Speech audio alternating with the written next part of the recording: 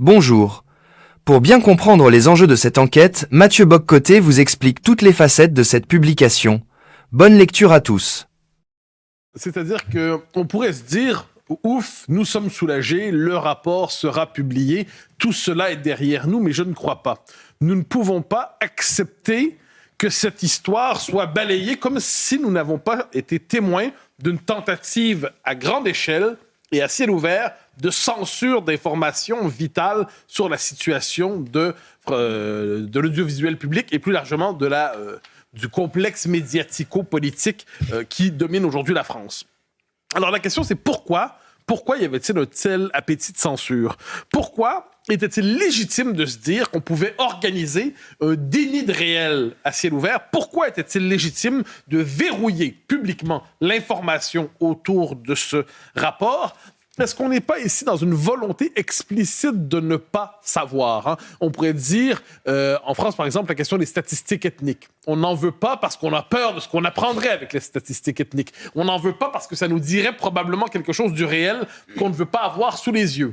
De la même manière, est-ce qu'on peut penser que ceux qui souhaitaient bannir ce rapport, faire comme s'il n'avait jamais eu lieu, est-ce qu'on peut croire que ces gens étaient simplement sur le mode « nous ne voulons pas savoir, nous ne voulons surtout pas que les Français puissent savoir ». Pourquoi?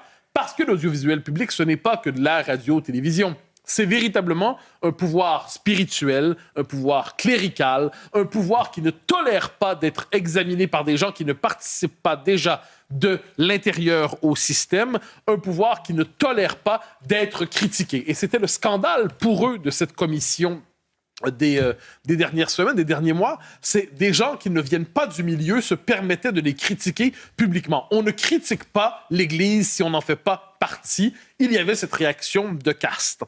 Par ailleurs, qu'est-ce qu'on a vu ces derniers temps? Parce que là, le rapport va être publié. Mais soyez certains d'une chose, la campagne pour nous expliquer que c'est un rapport sans valeur est engagée depuis longtemps. Donc, comment est-ce qu'on a mis en scène, en quelque sorte, cette volonté de détruire la légitimité du rapport au cas où il serait publié?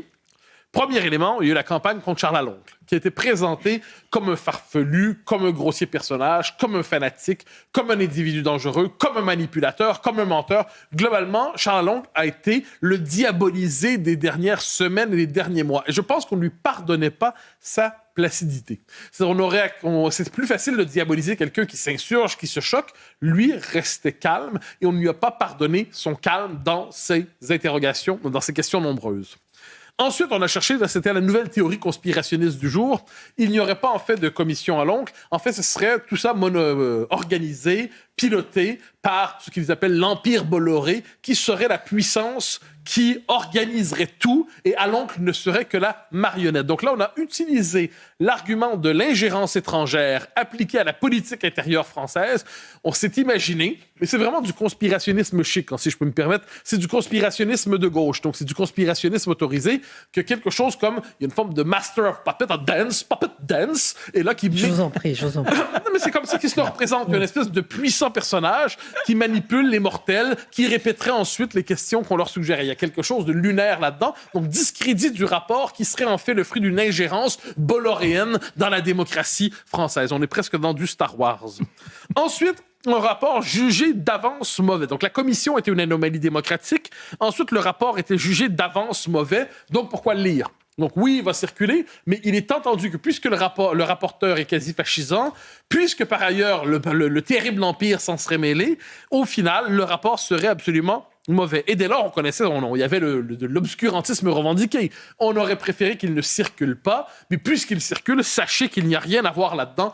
Comment ne pas voir, de mon point de vue, que l'audiovisuel public est une forme d'état profond culturel qui ne tolère pas d'être nommé, qui ne tolère pas d'être critiqué. Et les apparatchiks, on pourrait dire des oligarques aussi, de l'audiovisuel public, ont exprimé tout leur mépris à de nombreuses reprises à tous ceux qui osaient les questionner. Là, on se posera une question toute simple. Là, il y a une forteresse, là, je ne dirais pas qu'elle a tombé, mais la forteresse est ébréchée. On nous parlera dans quelques instants, je crois, d'une forteresse qui, elle, s'est maintenue. Les syndicats. Il y a combien de forteresses en République aujourd'hui? Des endroits où on n'a pas le droit de fourrer son nez, sinon on sera diabolisé, conspué, étiqueté de la plus sale manière. Combien y a-t-il de forteresses protégées qui ne tolèrent pas que les gueux osent demander ce qu'on fait de leur argent confisqué? très intéressant, comme vous dites, ces forteresses qu'on ne peut pas abattre. On en parlera dans un instant avec Nicolas Perruchot, qui est l'auteur de l'unique rapport censuré en France depuis 1958. Mathieu Bock-Côté, revenons à ce rapport de l'audiovisuel public qui a finalement été publié. Donc on vient de l'apprendre, on attend d'un instant à l'autre d'avoir Charles Aloncle. On avait déjà appris il y a quelques instants, déjà convenu de la publication des vidéos. Ça, c'était déjà un premier pas. Alors ça, c'était le compromis factice proposé. On disait globalement, tout le rapport sera laissé de côté, mais vous aurez droit aux vidéos. Vous aurez droit aux vidéos, pourquoi? Parce que vous savez, quand vous êtes dans une entreprise de négation du réel, vous pouvez difficilement aller jusqu'à dire au commun des mortels qui a vu ces vidéos, mais un instant, on les a vues. Vous ne pouvez pas nous expliquer que ça n'a pas eu lieu. On les a eus devant nous. Il y a quand même des limites, messieurs les soviets. C'est-à-dire, il y a les soviétiques, cette volonté de mentir. Donc, on se dit, dans quelle mesure est-ce qu'on peut donner l'impression de faire une concession au commun des mortels, de ne pas lui dire, vous n'avez pas vu ce que vous avez vu, et au même moment, de déconstruire les analyses, les rapports, les propositions, tout ce qui venait, pardonnez-moi, avec ce rapport. Moi, ce que je note, en fait, c'est que la gauche, une partie du centre, manifestement, ont espéré jusqu'au dernier moment, ils ont espéré, en fait, donner un peu de poudre de perlimpinpin, comme disait le président de la République aux Français, en leur disant, regardez vos petites images, là, vous avez droit de les consommer, vos petites images des enfants, mais ensuite, ne nous dérangez plus avec ce rapport illégitime. Et pourtant, ce rapport, aujourd'hui, existe tout simplement. Ce rapport est central et reste à voir ce qu'on en fera. J'espère qu'il ne sera pas, comme on dit généralement, tabletté, c'est-à-dire laissé sur une tablette, placardisé, comme disent d'autres. Tirons une leçon de cette séquence politique, Mathieu Bock-Côté. Ne faudrait-il pas davantage de rapports à l'oncle? Je vous citerai Che Guevara. Che Guevara dit au moment de la guerre du Vietnam, il faut créer 2, 3, plusieurs Vietnam. Autrement dit, il fallait semer partout des foyers révolutionnaires. Eh bien, je dirais, il nous faut créer 2, 3 et même 10 commissions à l'oncle. Pourquoi? Parce qu'il ne manque justement pas de forteresses installées aujourd'hui avec des privilèges privés qui détournent directement ou indirectement le bien public pour servir ses intérêts privés. En fait, il y a une forme d'État, je disais un État profond culturel, il y a aussi une forme d'ancien régime caché dans la République aujourd'hui.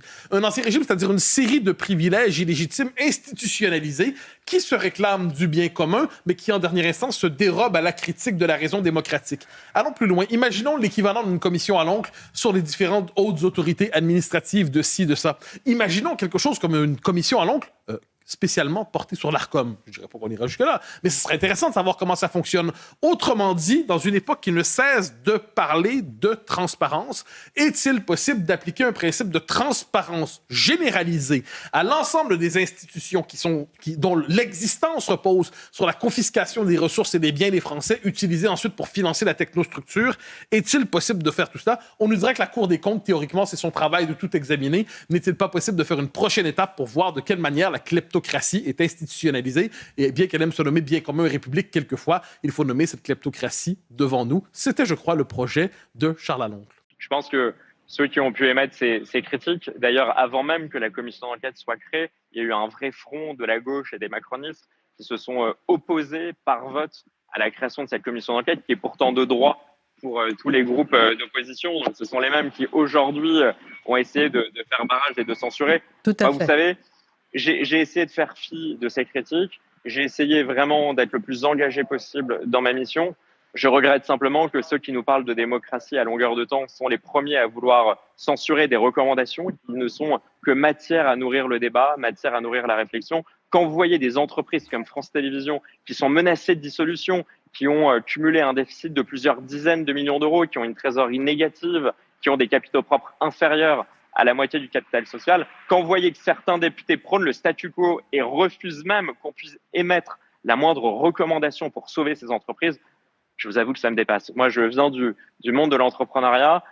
J'ai peu d'heures de vol politique à mon actif. J'ai été élu il y a un peu plus d'1 an et demi. Et je continue à trouver étonnant et même indigne de notre vocation de parlementaire, puisque à l'Assemblée nationale, on ne fait pas que voter des lois. Les Français nous demandent aussi d'évaluer les politiques publiques. C'est inscrit dans l'article 24 de la Constitution. Je regrette que certains parlementaires, quand on fait notre mission, quand on fait notre travail, d'évaluer notamment les politiques publiques, on ait un tel tir de barrage. Donc je le déplore, mais j'ai essayé de faire fi de ces critiques pour être le plus sérieux et le plus engagé possible dans cette mission. Charles Aloncle en direct avec nous. Mathieu Bock-Côté, une question. Alors, j'ai l'impression, ayant suivi cette commission, que tant que vous critiquiez l'orientation idéologique du service public, on disait, bon, très bien, cause toujours mon lapin, c'est pas très grave. À partir du moment où vous avez nommé le rôle des sociétés de production et l'ensemble des sommes, autrement dit, l'espèce de gabegie du service public, vous aviez touché une forme de forteresse interdite. Avez-vous eu aussi cette impression? Absolument. Absolument. Et cette commission d'enquête a été organisée de façon thématique. Au début, on s'est intéressé à la neutralité. Ensuite, on s'est intéressé au fonctionnement. Et à la fin, on s'est intéressé notamment à ce milliard d'euros par an attribué par France Télévisions à quelques sociétés de production pour produire des contenus et des programmes du service public. Donc, vous avez une entreprise comme France Télévisions qui compte 9000 salariés, qui bénéficie d'un cadre social très confortable et qui pourtant externalise des missions essentielles comme par exemple des émissions d'information, des émissions de débat et d'opinion. C'est le cas de nombre d'émissions sur France 5. Vous avez C'est ce soir, C'est politique, C'est à vous, C'est dans l'air, qui sont confiées à des sociétés de production pour des montants non négligeables. Et donc, moi, j'invite les députés de gauche et macronistes qui s'émeuvent et qui s'alarment d'une éventuelle privatisation, je les invite à dénoncer ce phénomène de privatisation qui est aujourd'hui en cours sur le service public, qui est en cours chez France Télévisions. Et je crois que vous avez été perspicace, mais plus je me suis intéressé à ce milliard de contrats, notamment au contrat passé avec Media One, qui est la première société de production à bénéficier de ces contrats avec France Télévisions, fondée par Monsieur Pigasse, qui figurait et qui s'affichait avec le Parti Socialiste il y a quelques jours, fondée par Monsieur Niel. Plus je me suis intéressé à ces contrats, plus j'ai eu une opposition quand même très forte, plus j'ai eu aussi des articles bien souvent mensongers et qui me calomniaient, Bien notamment sûr. de la part de médias détenus par Monsieur Niel et Monsieur Pigasse. Donc effectivement, l'opposition a été la plus forte quand je me suis intéressé au sujet financier et notamment au contrat passé avec ces sociétés de production.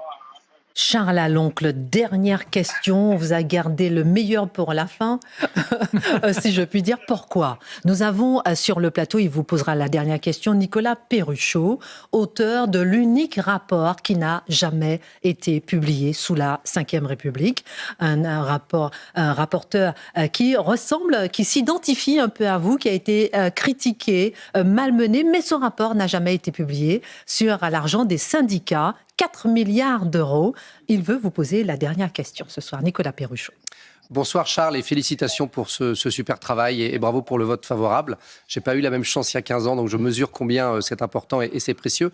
Une petite question, le 25 juin prochain, votre groupe va avoir sa niche d'opportunités parlementaires. Est-ce que vous comptez, ce jour-là en tout cas, proposer quelques PPL dans la lignée du travail que vous avez fait des 80 propositions ? Très rapidement, on a terminé. Merci Charles Aloncle. On voit que vous connaissez bien le fonctionnement parlementaire. Effectivement, il y a cette occasion. Et avec Éric Ciotti, ce sera à lui de décider. Et je suis très reconnaissant parce que c'est lui qui a eu cette initiative de commission d'enquête.